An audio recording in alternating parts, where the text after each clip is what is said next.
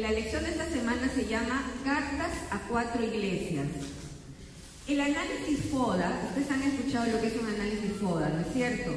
O DAFO, algunos les dicen DAFO o FADO, ¿no? Que tiene que ver con las siglas de FODA, es fortalezas, oportunidades, debilidades y amenazas, ¿ya? El análisis FODA es una herramienta que estudia la situación de una empresa, institución, proyecto o persona. También nosotros podemos hacer un FODA personal, ¿ok? Entonces, ¿qué sucede con esta herramienta, con este análisis? ¿Ya? Estudia la situación analizando sus características internas, que son las fortalezas y debilidades, y también el entorno en el que está esta institución, que vendrían a ser los factores externos, como son las oportunidades y amenazas, ¿ok? Al hacer nosotros de manera seria este análisis, podremos conocer la situación real de la organización, para así planear una estrategia que asegure el éxito de la empresa. Nosotros sabemos que toda empresa tiene fines y objetivos, ¿no es cierto? Tiene fines y objetivos. La Iglesia de Cristo, podríamos nosotros decir que es una organización, ¿no? Es un organismo vivo, pero también podríamos decir, y perdónenme, no quiero ofender a nadie, es una comparación, ¿no? Podríamos decir que la Iglesia es una empresa mixta, ¿no? En el legal y en comercial, una empresa mixta, por ejemplo, tiene parte estatal y parte particular, ¿no? Una sociedad anónima, qué sé yo, esa es una empresa mixta. Pero ¿por qué podríamos decir que la Iglesia se trata de una empresa mixta? Porque tiene carácter divino-humano, ¿ya? Es una empresa de carácter divino-humano. La iniciativa es divina. La encabeza Cristo. Cristo es la cabeza, ¿no es cierto?, de la Iglesia. Él es el director supremo. Y la parte corporativa es humana. Nosotros, la Iglesia es el cuerpo de Cristo, ¿no es cierto? Nosotros somos, y esto lo voy a repetir, lo vimos en la semana pasada, en 1 de Pedro 2:9, Pedro dice, somos real sacerdocio, nación santa, pero quiero enfatizar un poquito, somos pueblo adquirido por Dios. Somos un pueblo adquirido por Dios, ¿para qué? Para que anunciemos las virtudes de aquel que nos trasladó de las tinieblas a su luz admirable. Ese es el propósito, ese es uno de los fines de la empresa, ¿ya? Pueblo adquirido por Dios, es decir, Dios hizo una gran inversión para adquirir este pueblo que somos la Iglesia, ¿ya? ¿Cuál fue esa inversión? La sangre de Cristo. Cristo murió y resucitó por esa empresa, que es su Iglesia. Es la Iglesia de Cristo, no de nadie más, no es de hombres, no es de instituciones, es la Iglesia de Cristo.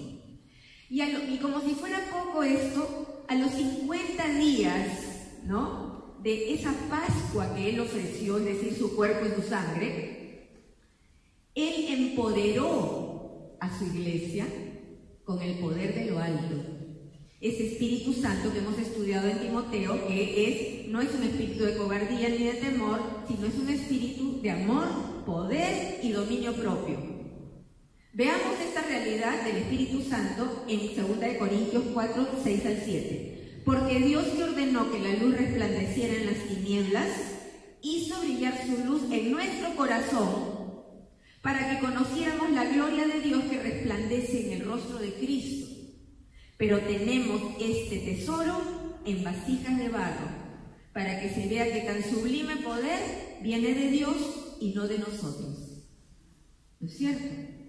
Hemos estado viendo en todas estas semanas cómo el Evangelio de la gracia de Dios es el eje, el centro de nuestra fe, ¿ya? Y míralo, en Timoteo también vimos esto, 1 de Timoteo 3:15. Este es en el contexto que Pablo le enseña a su siervo Timoteo cómo debe vivir la familia de Dios, y es una empresa familiar. Aparte de lo hermosa que es, de su naturaleza mixta y todo lo demás, es una empresa familiar. Entonces Pablo le dice a Timoteo, esta es la iglesia del Dios viviente, columna y fundamento de la verdad. O sea, quienes son la columna que llevan, que sostienen la verdad en este mundo, somos nosotros. ¿Ok? Nos estamos dando cuenta de la importancia de esta empresa, ¿no es cierto? Entonces, esto de sostener la verdad es uno de los fines, de los objetivos de esta empresa llamada Iglesia. Otros, ser luz del mundo, ser sal de la tierra. Y estamos hablando la luz de la presencia y el conocimiento de Dios, de la verdad, ¿no? El conocimiento de la verdad frente a la ignorancia y distorsión del sistema de tinieblas del diablo. Y sal, ¿por qué? Porque la sal preserva. Donde estemos nosotros no se va a podrir el ambiente, porque nosotros somos fuera de serie. Somos otra creación, hemos sido regenerados, ¿no? Esos son los fines, entre otros los fines de esta empresa. Nosotros vimos la semana pasada que Apocalipsis es una carta o un libro, si queremos, dirigido a quién, a la Iglesia universal. El primer capítulo y el último capítulo, el Señor repite, esta es una carta para la Iglesia. ¿Okay? Entonces, cuando hablamos de las 7 iglesias, estamos hablando de la Iglesia de todo tiempo, siguiendo una línea histórica. Y este mensaje a las 7 iglesias, las 7 iglesias representan a toda la Iglesia. Y este mensaje es muy importante. Dios movió cielos y tierra para darlo, ¿no es cierto? Cuando Dios te repite en 2 capítulos 7 veces algo, ¿por qué es? Porque quiere que escuches atentamente y que entiendas, ¿ok? Luego, o sea, vamos a ver, Jesús hace una especie de foda a la iglesia. Y ojo, primer, segundo y tercer capítulos son la puerta de entrada de Apocalipsis, pero luego de así, o sea, en 2 semanas, ¿sabes dónde vamos a ir?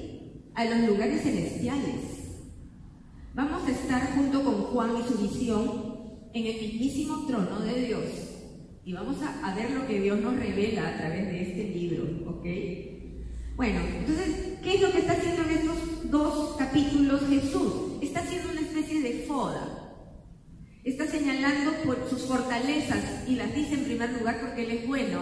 Y es un ejemplo para nosotros cuando querramos confrontar a alguien, primero decirle lo bueno que tiene, ¿no? No entrar de frente, vaya, que la.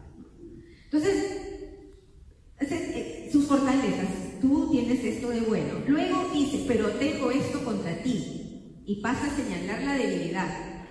Y la amenaza que se cierne sobre ella si es que no toma la oportunidad de enmendar. De arrepentirse, de regresar, de volver al primer amor, etc. ¿Ya? Entonces Jesús, a través de su siervo Juan, ha dado este mensaje a la iglesia hace cerca de 2000 años ya, y es bastante claro en cuanto a las advertencias que señala, así como a las consecuencias de ignorarlas. Mira, Éfeso era una iglesia excelente, pero estaba flaqueando el primer amor, ¿y qué le dice? Si sigues así, quitaré la lámpara. Quitaré el candelabro, no vas a brillar, no vas a servir, la sal no tendrá sabor, ¿ok? Entonces, si el mensaje es claro acerca de las advertencias y las consecuencias de ignorarlas, yo me pregunto, ¿cómo es que pasado tanto tiempo la iglesia en general ignora en gran medida lo que significa nicolaísmo, doctrina de Balaam, espíritu de Jezabel, o las implicancias de dejar enfriar el amor hasta que finalmente seamos tibios y le produzcamos a Dios náuseas? Es importante, mis amigos. Al ignorar o entender a medias este mensaje, tampoco se van a entender las consecuencias que esto tiene en la vida del cristiano y la desnaturalización de la iglesia. O sea, que ya no sea una iglesia eficaz, y somos la iglesia del Dios viviente, ¿no? Como aquella organización levantada y empoderada justamente para impactar a sociedades humanas y al mundo entero con el mensaje de un Dios maravilloso, bueno en gran manera y misericordioso. Juan 3:16, amó Dios tanto al mundo entero que dio a su Hijo unigénito para que todo aquel que en Él crea no se pierda, sino que tenga vida eterna. ¿Ya? Invoco a que tomemos atención a que tengamos oídos y miremos de corazón a aquel que nos dice: yo sé todo lo que haces, y hacer los ajustes necesarios para ser parte de la iglesia real, la del Rey, no la iglesia apóstata, que si comenzó a echarse a andar desde nuestros primeros hermanos en la fe, se imaginan cómo está infestada hoy día, ¿ya? Entonces, Jesús es la amorosa respuesta de Dios para redimir y restaurar todo aquello que se deterioró a causa del pecado. Esta charla se llama Tengamos oídos para oír. Tiene 3 partes. Primero, el primer amor. Segunda, el nicolaísmo y la doctrina de Balaam. Y tercero, el espíritu de Jezabel. El primer amor. El mensaje de Jesús es por amor, ¿no es cierto?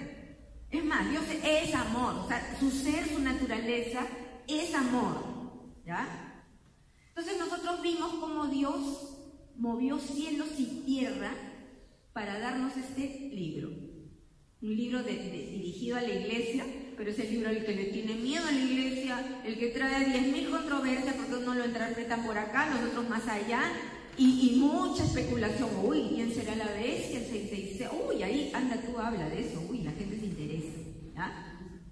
Pero nosotros lo que tenemos que ver es el profundo interés de Jesús cuando nos dice: yo sé todo lo que haces.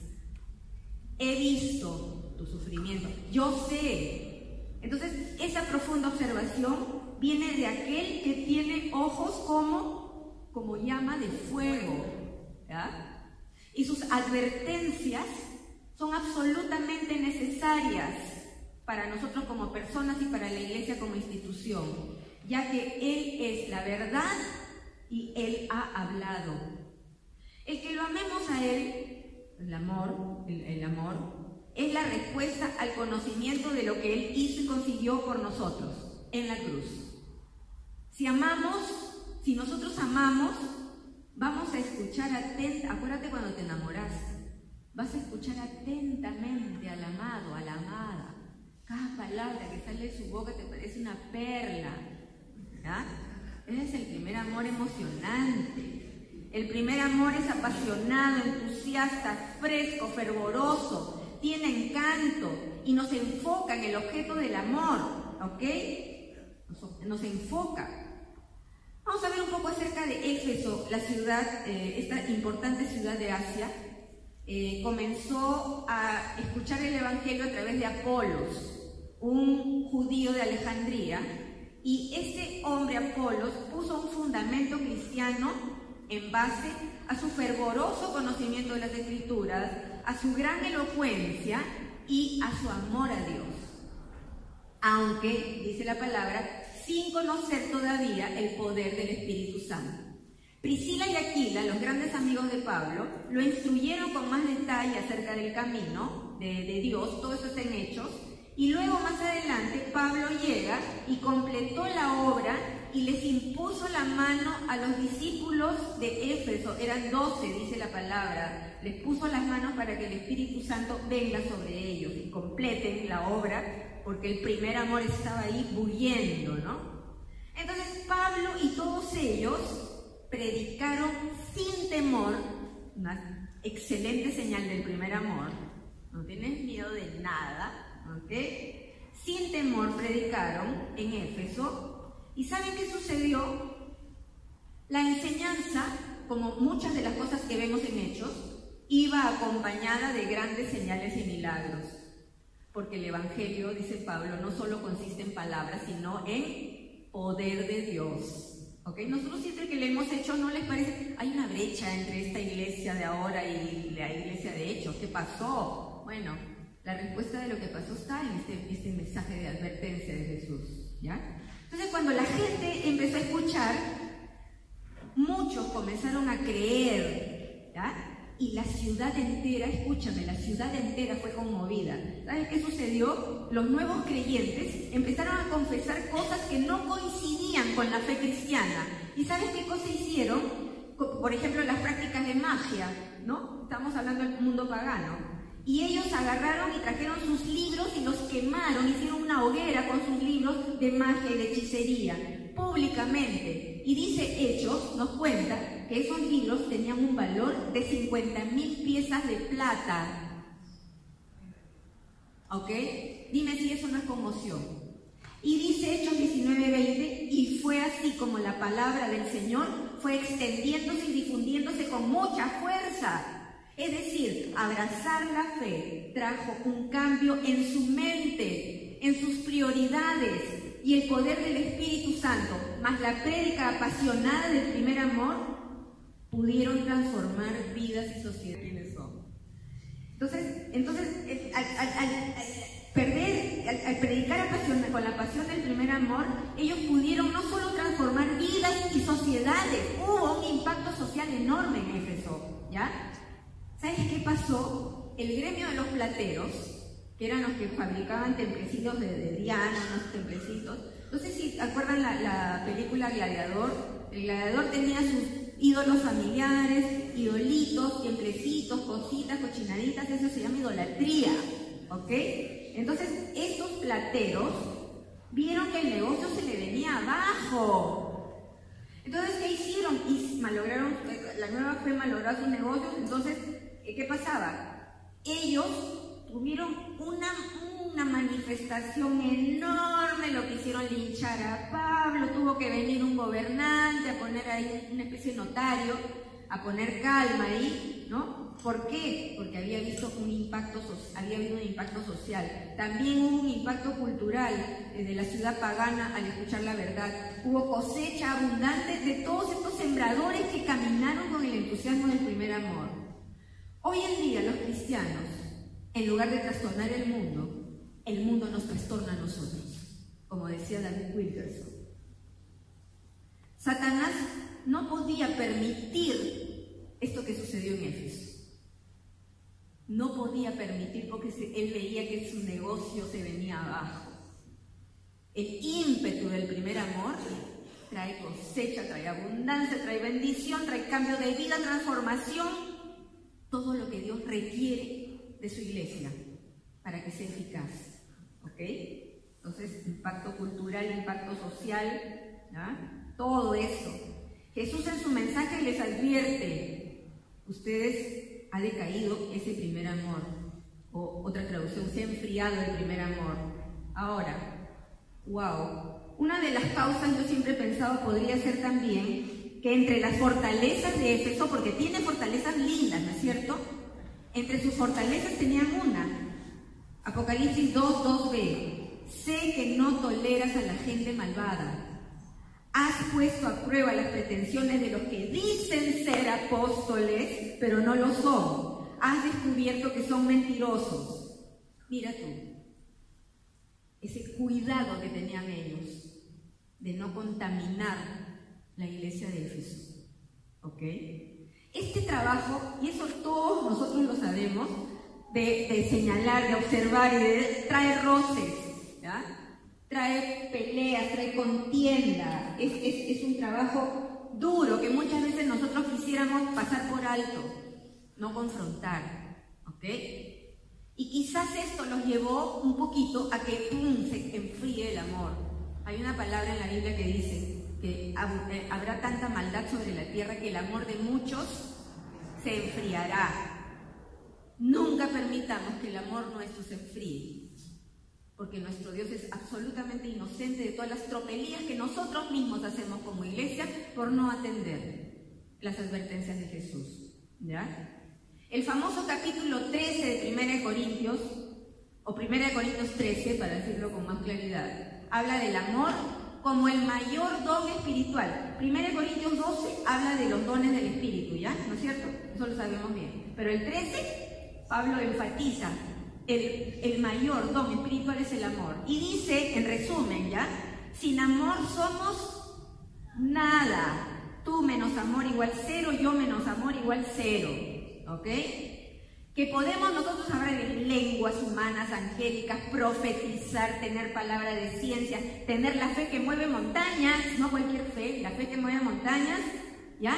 Dar todo lo que tenemos a los pobres, pero 13:3, pero si no amara a los demás no habría logrado nada. El amor está del brazo con la verdad, ¿no es cierto? Pero hay otro asunto que golpea a la iglesia de hoy, ¿ya? Jesús resume toda la ley y los profetas en 2 mandamientos, ¿no es cierto? Amar a Dios, a tu prójimo, como a ti mismo. Todo lo resume, toda la Torá la resume en estos 2 mandamientos, ¿ya? Ahora, el amor a Dios es con todo tu corazón, con toda tu alma, con toda tu mente y con todas tus fuerzas. Y en esa línea, Pablo en Romanos 12:2, que Romanos 12 también es importantísimo en nuestra Biblia, dice: no se amolden al mundo actual. Otra traducción: no imiten las conductas ni las costumbres de este mundo. Otro dice: no se ajusten al sistema, no se amolden al siglo, de siglo viene secularismo, ¿verdad? Entonces, sino ¿qué tenemos que hacer? Dios habla hoy muy enfática: cambien su manera de pensar para que así cambie su manera de vivir. ¿Ya? Cambien su manera de pensar para que cambie su manera de vivir. Yo me pregunto, nosotros, los cristianos, ¿podemos abrazar mentalidades o ideologías que nada tienen que ver con Dios? ¿Tú concibes un cristiano librepensador? Uy, hay un montón, te cuento. Y se presentan como: uy, soy un librepensador. No, pero yo puedo tener mi posición política. No, pero yo. ¿Ah? En la iglesia de hoy hay tantas divisiones, a pesar que Jesús repite y repite en Juan 17, sean uno, para que sean uno, lo repite y lo repite. A mí me conmueve cómo lo repite. Entonces, hoy en día la iglesia está divididísima, fragmentada, diría yo. Además de diferencias doctrinales, hay diferencias políticas, ¿no? Yo soy comunista, soy socialista, y no se me mueve un pelo, yo sigo siendo cristiana, ¿ya? Soy de izquierda, soy de derecha. En esa derecha, ese capitalismo violento, ¿acaso no reconocemos a Babilonia como sistema económico? Tenemos que tener una mente bíblica. Ahora, se acusan: tú eres fundamentalista, tú eres conservador, tú eres liberal, tú eres progresista. ¿Tú crees que pueden haber cristianos progresistas? ¿Eso se llama primer amor? Ese es un amor gastado, de quinta, que no es eficaz, porque lo único que hace es dividirnos. Perdónenme, ya este tema me apasiona. Entonces, cambien su manera de pensar para que cambie su manera, no se ajuste. Ideologías, finalmente, ¿qué son las posturas políticas? Son construcciones sociales que algún cabezón hizo buscando el bienestar de la humanidad sin Dios. Esa es la historia desde Babel. Buscar todo sin Dios, ¿ya? Pablo, nuestro amigo, lo tuvo todo por basura, por el conocimiento de Cristo. Lo que antes para él era su vida, y daba su vida por eso, él lo agarró, lo hizo un bodoque y lo echó al tacho. ¿Por qué? Porque él quería conocer a Cristo, y vaya que lo logró. Amor implica escuchar atentamente al amado, atender a lo que dice y hacer su voluntad. Mira lo que dice Jesús en Juan 14:21. ¿Quién es el que me ama? El que hace suyos mis mandamientos y los obedece. ¿Saben qué, mis amigos? Una mente bíblica será nuestro gran tesoro intelectual. Nosotros podríamos tener maestrías y doctorados, y no está mal que los tengan, ¿ya? Pero una mente bíblica es mucho más valioso que todo eso, ¿ya? Amarle a Él con todo el corazón y con toda la mente y el alma y las fuerzas, ¿no? Con todo. Tengamos oídos para oír. Segundo, el nicolaísmo y la doctrina de Balaam. Nicolaísmo. La primera mención en la Biblia del nicolaísmo está en la iglesia de Éfeso, ¿no es cierto? La primera iglesia. Pero está como una fortaleza. Voy a leer Apocalipsis 2:6. Lo que me gusta de ti es que lo mismo que yo, odias lo que hacen los nicolaitas, le dice el Señor a los efesios.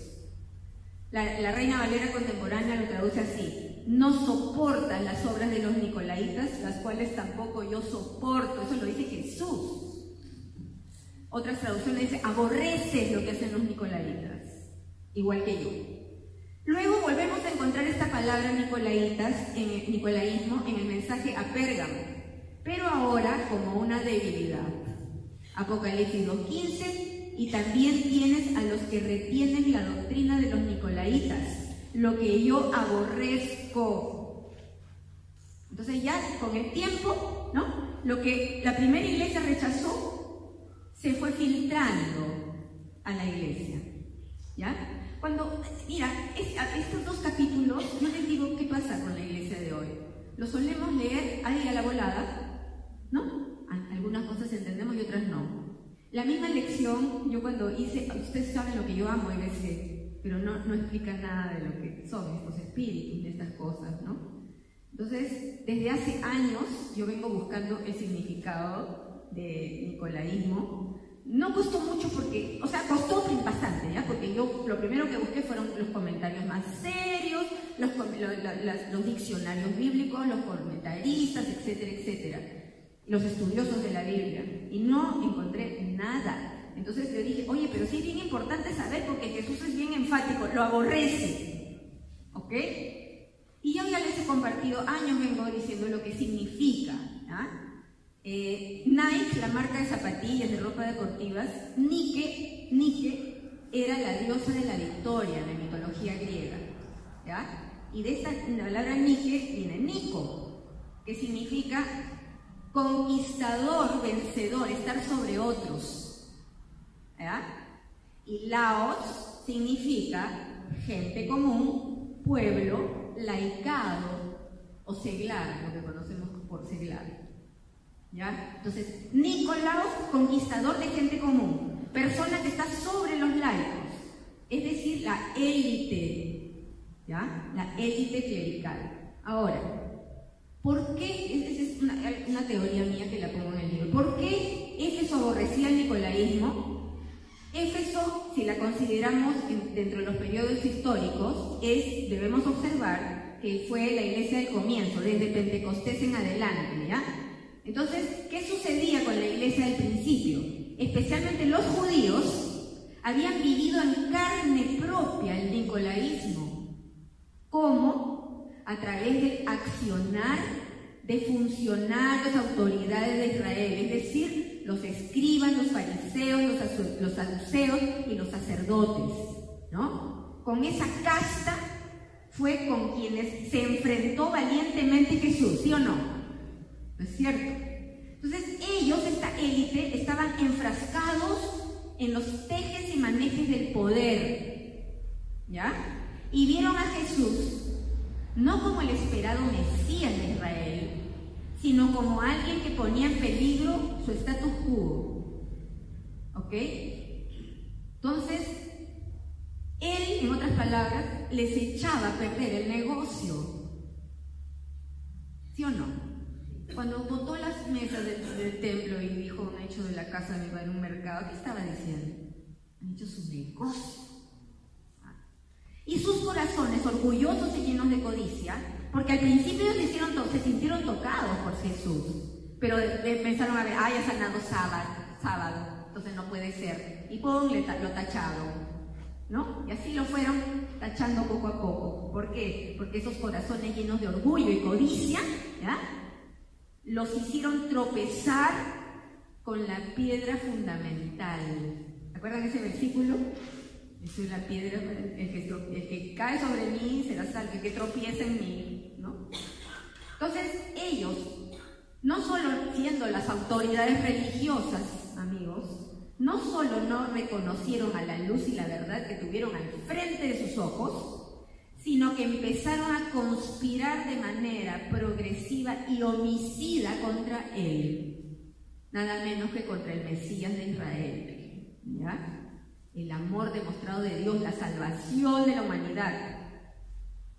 Díganme ustedes si el nicolaísmo no es aborrecible, es odioso, traiciona a Dios, vela a Dios de la gente común, del pueblo, del laicado. Por eso Isaías, la profecía es tiempo de grandes tinieblas, ¡pum!, surgió la luz, ¿ya?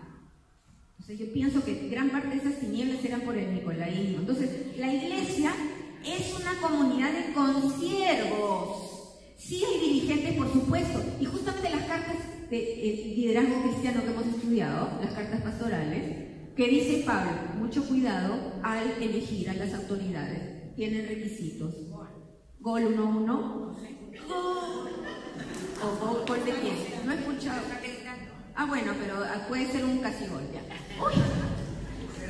Lindo, ya. Entonces, ¿qué pasaba? La iglesia es una comunidad de consiervos, ¿no es cierto? Todos somos usuarios de la gracia, hemos sido rescatados de las tinieblas y trasladados al reino de Dios, ¿no es cierto? ¿Vieron cómo se presentó Juan en la semana pasada en el capítulo 1? Apocalipsis 1:9. Yo, Juan, soy hermano de ustedes y su compañero en el sufrimiento, en el reino de Dios y en la paciente perseverancia a la que Jesús nos llama. ¿Ok? Pablo, ¿alguna vez los vieron a ellos en un pedestal? Pablo discipulaba a sus hijos espirituales. Jesús, siendo quien era, caminaba con 12, que a veces nosotros los vemos en los evangelios y después, oye, yo también soy peor. Son tan humanamente imperfectos, pero Jesús estaba ahí. ¿Ya? Y ese Pedro, que fue el primero que salió en Pentecostés a decir, días antes había traicionado a su maestro y lo había negado, no una, sino 3 veces. ¿Ah?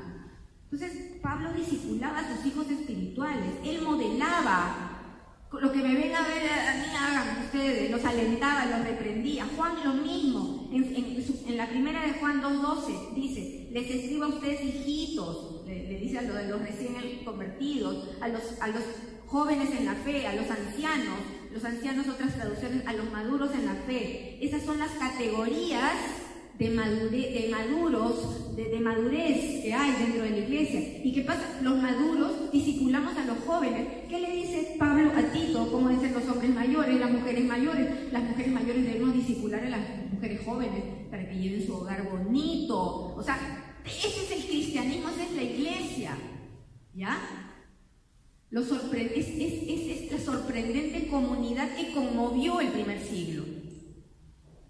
Ya en el tiempo de Pérgamo se comenzaron a levantar los superungidos y hoy en día yo veo a casi dioses del Olimpo gobernando. Una vez tuve que visitar a uno y me dejó esperando 1 hora y además entré y parecía que estaba con el presidente y tenía una especie de piquichón, ya, perdónenme, que estaba ahí, que le alcanzaba todo, que le veía, o sea, dice, Dios mío, se cree Dios con sus serafines alrededor del trono.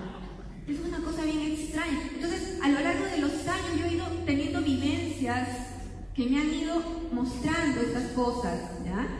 Entonces, ¿qué pasa en este esquema de nicolaísmo? ¿Dónde queda el laicado? El laicado, ¿sabes cómo está? Inmaduro, dependiente, casi analfabeto bíblico y bien entretenido. Despierta, iglesia del Dios viviente, escucha. Doctrina de Balaam.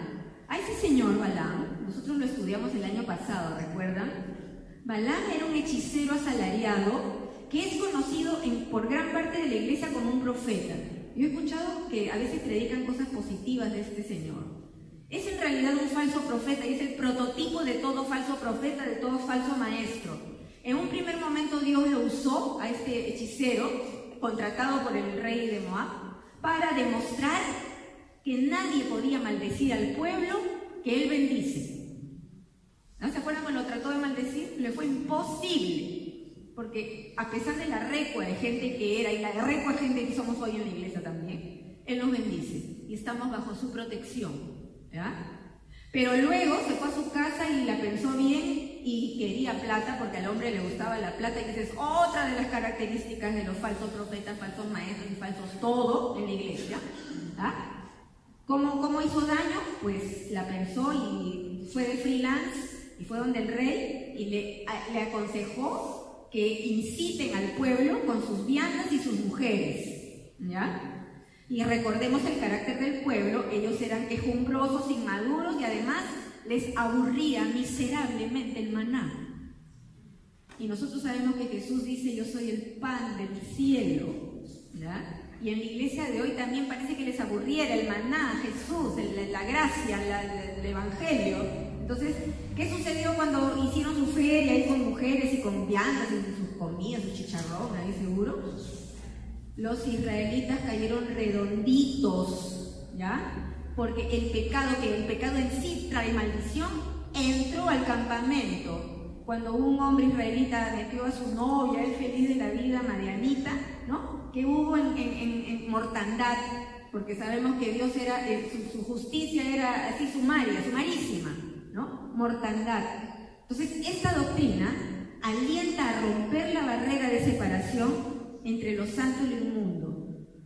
Hoy en día el campamento de Israel somos la iglesia de Cristo, la iglesia santa. Entonces, y nosotros, cada uno de nosotros somos templo del Espíritu. Y la maldad de este tiempo ha avanzado horrorosamente a través de ¿qué? Siempre lo decimos, de las ideas, de las mentalidades, ¿ok? De las construcciones sociales.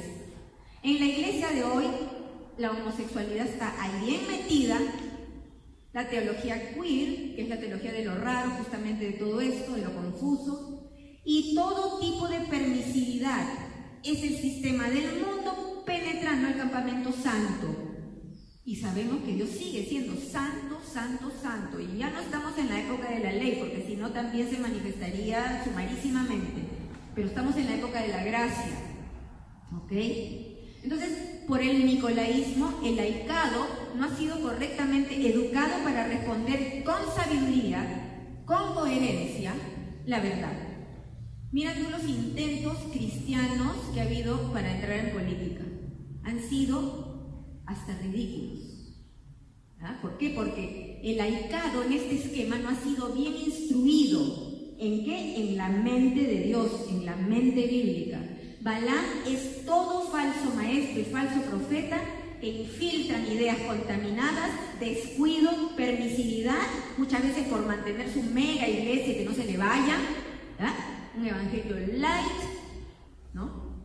Sin fuerza, sin verdad y finalmente sin amor, porque es anda, mula y pierde, ¿ya? Entonces, ¿qué pasa? Todas estas permisividad, todas estas ideas contaminadas hacen transgredir a la gente los altísimos estándares de santidad de Dios para su pueblo. Dios sigue siendo el mismo, Él no cambia. Las ideas son los vehículos que Satanás está usando feliz. Todo el entretenimiento, la televisión, toda la música, todo lo está usando él, ¿ya? Y la debilidad humana sigue siendo la misma. Me aburrí del maná, ¿verdad? Me aburrió el solo Cristo. Ay, pero quiero otras cosas, busquemos nuevas cosas. El Evangelio Bugs Bunny. ¿Qué hay de nuevo, viejo? ¿No? Y a lo largo de estos años hemos visto montones de doctrinas, ¿no? Y que finalmente nos hacen caer en la idolatría y en la horrorosa prostitución de los egos. ¿Ya?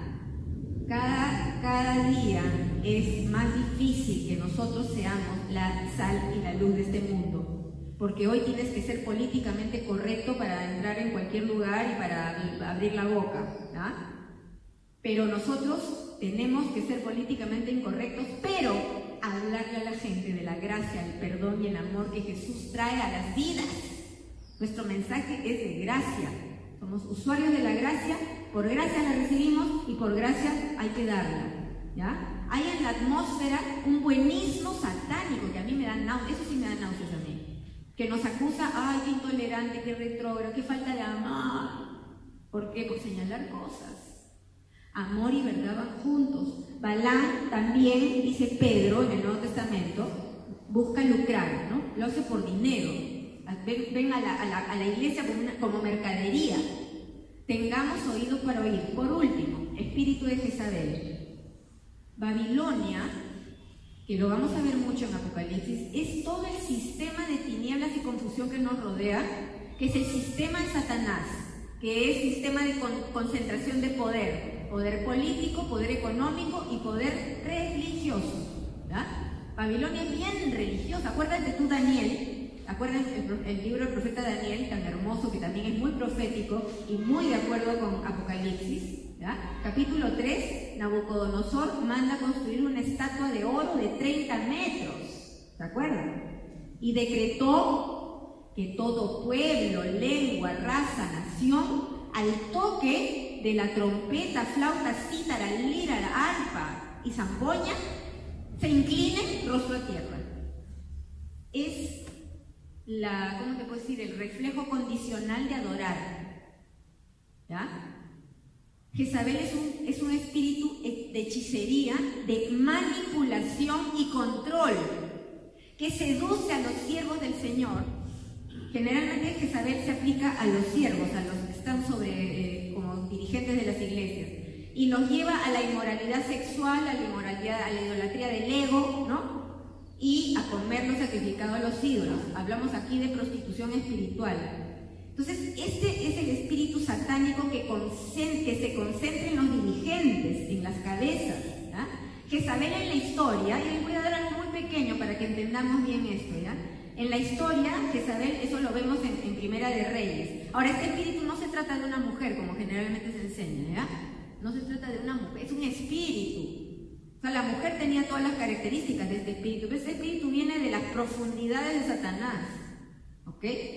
Entonces, esta hechicera adoradora de Baal, que era una reina de una zona recontrapagana, se casó con el rey de Israel, Acab. Acab era un pecadorazo y el mayor pecado que cometió fue casarse con una pagana que encima era adoradora de Baal. ¿Y qué sucedió? Esta mujer introdujo el paganismo al corazón del gobierno del pueblo de Dios. Ahora estamos hablando del reino del norte.